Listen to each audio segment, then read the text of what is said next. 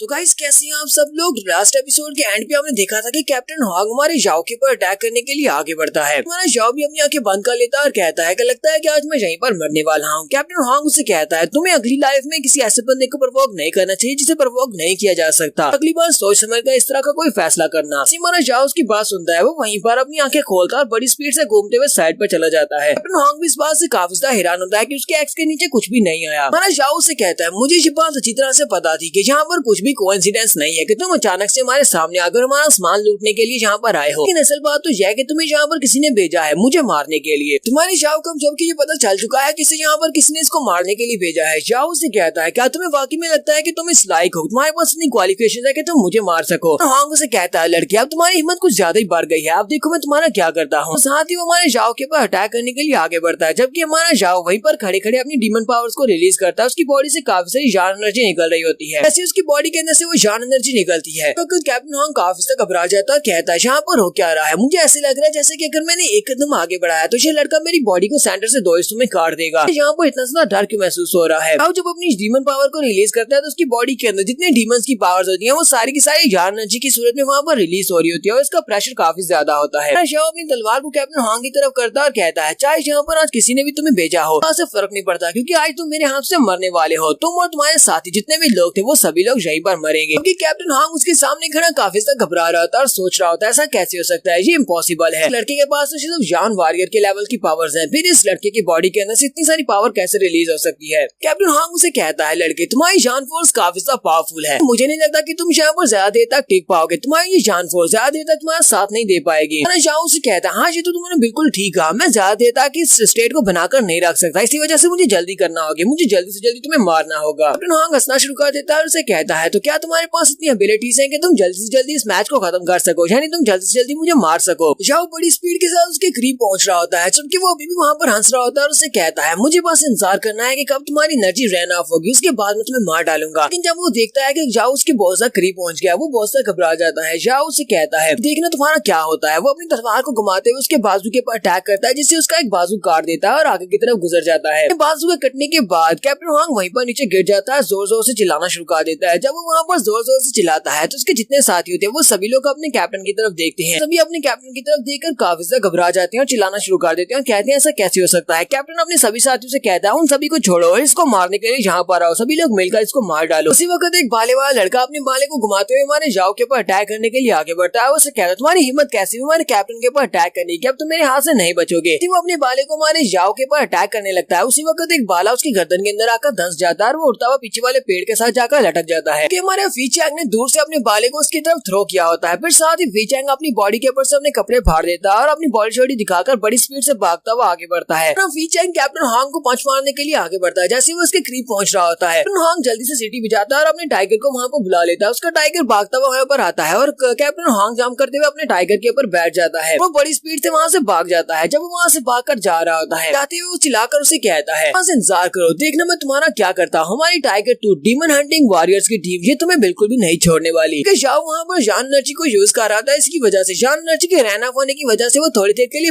बेहोश होने वाला है। तो बेहोश होने से पहले वो चिल्लाकर कहता है 6 यार इसको जाने मत देना, और इसका टाइगर दोनों मरने चाहिए। और साथ ही वो वहीं पर नीचे गिरकर बेहोश हो जाता है। 6 यार उसकी बात सुनने के बाद बड़ी स्पीड से उसकी तरफ भागना स्टार्ट करता है। वो बहुत ज्यादा गुस्सा होता है, पेड़ों के ऊपर से जंप करते हुए उन दोनों का पीछा करता है और अपनी जान पावर को रिलीज करता है तो उसका साइज बड़ा हो जाता है। साइज को बड़ा करने के बाद वहाँ पर एक जबरदस्त रोल लगाता है। जैसे ही वो उनके करीब पहुंच जाता है वो एक पत्थर उठाता है और उस पत्थर को उठाकर उन दोनों के ऊपर दे मारता है। एक पत्थर उसके टाइगर को लगता है और एक पत्थर उसको लगता है कैप्टन हॉग को, और वो दोनों वहाँ से नीचे की तरफ गिर जाते हैं। कैप्टन हॉग के नीचे गिरने के बाद सामने की तरफ देखता है कि अब यहाँ पर कौन आ गया जो उसके ऊपर अटैक कर रहा है। उसी वक्त हमारा लिटिल मंकी जंप करते हुए उसके ऊपर अटैक करता है। वो अपने दोनों पाँव के साथ उसके ऊपर अटैक करता है, जिसकी वजह से उसकी पसलियों की सारी हड्डियां टूट जाती हैं और वहीं पर उसके मुंह से ब्लड निकलता है। इसकी वजह से वो वहीं पर बेहोश हो जाता है। उसके बाद लिटिल मंकी जल्दी से आगे बढ़ता है और उस टाइगर के पेट में भी एक जबरदस्त पंच मारता है, जिससे उस टाइगर बेचारे की पसलियां भी तोड़ देता है। मंकी बहुत ज्यादा गुस्से में होता है। वो फिर से जल्दी से जंप करते हुए उस टाइगर के ऊपर जाकर बैठ जाता है और रोर करते हुए उसके सर में जबरदस्त पंचेस मारता है, बिल्कुल मंकी डी लूफी की तरह गम गम करते हुए उसके सर में बहुत सारे पंचेस मारता है। तो इस लिटिल मंकी ने इस टाइगर को तो मार दिया। उसी वक्त उसके बाकी के साथी भागते हुए वहाँ पर पहुंच जाते हैं और उसे कहते हैं कि कैप्टन अब तुम्हें परेशान होने की जरूरत नहीं है, हम लोग यहाँ पर आ गए हैं। जैसे वो लोग वहाँ पर पहुँचते हैं तो वो लोग उस मंकी को वहाँ पर देखकर बहुत ज्यादा घबरा जाते हैं और मंकी भी घूर कर उन सभी की तरफ देखता है। वो सभी लोग भागना शुरू कर देते हैं और कहते हैं चलो जल्दी से यहाँ से निकलो वरना ये बंदर तो हमें भी मार डालेगा। लेगा। वैसे कुछ तो बचकर निकल जाते हैं जबकि बाकी सभी को हमारा मंकी मार देता है। नेक्स्ट सीन पीछे का दिखाते हैं जहाँ पर क्लाउड और वी अरे जाओ का ख्याल रख रहे होते हैं। वो उसे एक पेड़ के साथ टेल लगाकर बिठा देते हैं। अपने पास एक पिल निकालता है, शाह को खिलाते हुए कहता है चलो जल्दी से इसको खा लो, इससे तुम्हारी एनर्जी रिकवर होगी। ये तीनों भाई अभी यहीं पर बैठे होते हैं। साइड के ऊपर से उन्हें आवाज आती है। वो लोग कहते हैं लगता है कोई यहाँ पर आ रहा है, कोई अटैक करने वाला है। साइड के ऊपर से लिटिल मंकी जो कि अब साइज में काफी बड़ा है, दोनों को उठाकर वहाँ पर लेकर आ रहा होता है। उसने अपने कंधे के ऊपर टाइगर को उठाया होता है जबकि अपने हाथ में कैप्टन हॉन्ग को पकड़ा होता है। वो उनको लेकर वहाँ पर पहुंच जाता है। सी और क्लाउड उसको बड़े साइज में देखकर बहुत ज्यादा हैरान होती है, तो सिक्स उन दोनों को वहीं पर फेंक देता है। जाओ उसे कहता है अब जाओ जाकर आसपास नजर रखो, कोई भी मॉन्स्टर या डीमन यहाँ पर ना आने पाए, ना ही कोई इंसान यहाँ पर आए। कोई यहाँ पर आ रहा तो मुझे जल्दी से बता देना। तो वो अपने साइज को छोटा करता है और उसे कहता है अच्छा ठीक है, और वो जल्दी से जंप करते हैं पेड़ के ऊपर चला जाता है। और फीजी देखने के बाद काफी ज्यादा हैरान होते हैं और कहते हैं क्या ये वाकई में हमारा लिटिल मंकी था। फीजंग कहता है मुझे भी ऐसे ही लगता है ये हमारे लिटिल मंकी था। तो दोनों अभी भी मंकी को घूर घूर कर देख रहे होते हैं जबकि मंकी पेड़ के ऊपर जाने के बाद उन दोनों की तरफ देखता है और कहता है पता नहीं ये दोनों बेवकूफ मेरी तरफ क्यों घूर कर देख रहे हैं। साथ ही उन दोनों को वहाँ पर विक्ट्री का साइन बनाता है। नेक्स्ट सीन में डॉन डीमन अबिस के बाहर के एरिया का दिखाया जाता है। सभी लोग जो कि लिटिल मंकी से बचकर भाग आए थे वो सभी लोग भागते हुए काफी दूर पहुंच जाते हैं और वहाँ पर बैठकर सांस लेते हैं और कहते हैं पता नहीं वो तीनों लड़के इतने ज्यादा स्ट्रॉन्ग क्यों हैं। उसने हमारे कैप्टन को भी मार डाला, साथ में उसके टाइगर को मार दिया और हमारे साथ काफी सारे स्ट्रॉन्ग वॉरियर्स थे उन सभी को भी मार दिया। और ऊपर से वो बंदर पता नहीं कहाँ से आया था। हम लोग वापस जाकर अपने कमांडर को इस बारे में क्या बताएंगे कि हमारे कैप्टन हॉन्ग कैसे मरे हैं। नेक्स्ट सीन 2 घंटे के बाद का दिखाया जाता है। 2 घंटे तक वो लोग वहीं पर बैठते हैं। 2 घंटे के बाद वहाँ पर उनके सभी लोग आ जाते हैं। प्रिंस बॉरलॉग की फैमिली के लोग यहाँ पर आते हैं। प्रिंसेस पॉलिस उनके साथ होती है, साथ में गैंगशी होता है। गैंगशी को स्पेशली बॉरलॉग ने यहाँ पर भेजा है और उसके साथ जीटाई भी होता है। उनके साथ एक और लड़का है जिसका नाम हाईजुई होता है। ये सभी लोग कमांडर को देखते बहुत ज्यादा खुश हो जाती है क्योंकि यहाँ पर गैंगशी इन सभी का कमांडर है। वो उसे कहते हैं कमांडर जी तो बहुत ही अच्छी बात है आप यहाँ पर आ गए। गैंगशी उन लोगों से कहता है तुम सभी की ये हालत कैसे हुई, तुम्हारे बाकी के मेंबर्स कहाँ पर हैं, क्या किसी हाई लेवल के डीमन ने तुम्हारे ऊपर अटैक किया था। जल्दी से उसके सामने झुकते हुए उसे सारी रिपोर्ट देता है और उसे कहता है कमांडर जिन लड़कों को तुम मरवाना चाहते थे वो तीनों लड़कों से हमारा सामना हुआ था। कैप्टन हॉन्ग और बाकी के सभी मेंबर्स उन तीनों लड़कों के हाथ से मारे गए हैं। वहाँ सुनते ही वो चारों बहुत ज्यादा हैरान हो जाते हैं और कहते हैं ऐसा कैसे हो सकता है, क्या वाकई में कैप्टन हॉन्ग मर चुका है, वो लोग इतने पावरफुल कैसे हो सकते हैं। वो लड़का उन्हें सारी बात बताता है कि वहाँ पर वो लड़के अकेले नहीं थे बल्कि उनके साथ एक मंकी भी था, वो बहुत ज्यादा पावरफुल था।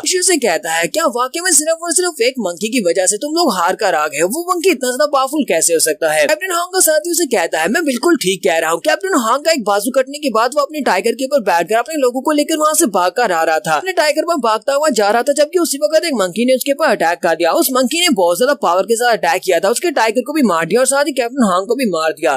वो मंकी कम से कम मीडियम लेवल का डीमन तो जरूर होगा। गैंगशी कहता है अगर ऐसी बात है तो फिर ठीक है, चलो सभी लोग तैयारी करो, हम लोग वहाँ पर जा रहे हैं, जाकर उन तीनों को भी मारेंगे और साथ ही कैप्टन हॉन्ग का बदला लेंगे। लड़का उनसे कहता है लेकिन वो मंकी उसका क्या करेंगे, वो तो एक मीडियम लेवल का मंकी है, वो बहुत ज्यादा पावरफुल है। इन लोगों के साथ एक और बंदा होता है, वो उनसे कहता है वो मंकी तो सिर्फ और सिर्फ एक मीडियम लेवल का डीमन है, तुम्हें तो ये बताया है मीडियम लेवल का डीमन बीस है, तो मैं एक ही पंच के साथ उसको मार सकता हूँ, तुम्हें ज्यादा डरने की जरूरत नहीं है। वो लड़का उसकी आवाज सुनने के बाद आगे बढ़ता है ताकि उसके चेहरे को देख सके। जब वो उसके करीब पहुंचकर उसको देखता है तो उसकी बॉडी के अंदर से बहुत सारी इवल एनर्जी निकल रही होती है। ये देखकर वो बहुत ज्यादा घबरा जाता है और कहता है अब ये कौन है, ये पता नहीं किसको अपने साथ लेकर आए हैं। सीन में जाओ का दिखाया जाता है। जाओ और उसके दोस्त वहीं पर बैठकर दोबारा से रिकॉपरेट कर रहे होते हैं। वो कल्टीवेट करके अपनी एनर्जी को दोबारा से रीगेन कर रहे होते हैं। अपनी एनर्जी को रीगेन करने के बाद फी उठता है, अपने हाथ में अपना भाला लेता है और जाकर कैप्टन हॉन्ग को मारने लगता है क्योंकि वो भी सिर्फ बेहोश होता है और जिंदा होता है। वो जाकर अपने भाले को उसकी बॉडी में दंसाने लगता है। उसी वक्त तुम्हारा जाओ से रोक देता है और कहता है फिर रुक जाओ। फिर उसे कहता है तुम इसको जिंदा क्यों रखना चाहते हो। जाओ उसे कहता है मुझे पता है किसी ने यहाँ पर भेजा है, तुम इसे जल्दी से जगाओ और इससे पूछते हैं इसे किसने यहाँ पर भेजा है, कौन ऐसा है जो हमें यहाँ पर मारना चाहता है। जाओ चलते हुए जब आगे की तरफ बढ़ रहा होता है तो उसे झटका लगता है और वहीं पर नीचे गिर जाता है। जाओ कहता है लगता है कि मैंने यहाँ पर जिन डीमन स्किल्स को यूज किया था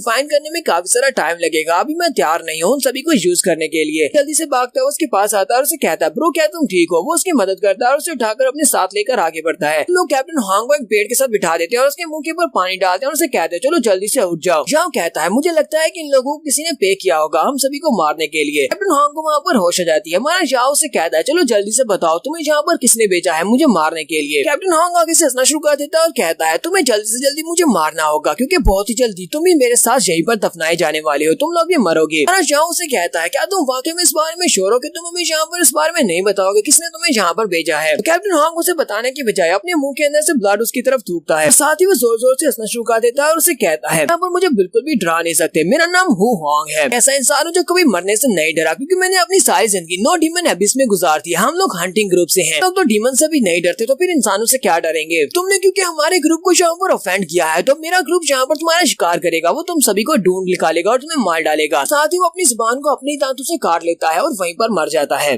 और यहीं पर हम लोग अपनी एपिसोड 30 का एंड करेंगे। एपिसोड की एक्सप्लेनेशन अच्छी लगी हो तो कमेंट करके जरूर बताइएगा। चैनल को सब्सक्राइब कर दे, वीडियो को लाइक और शेयर कर दे। शुक्रिया।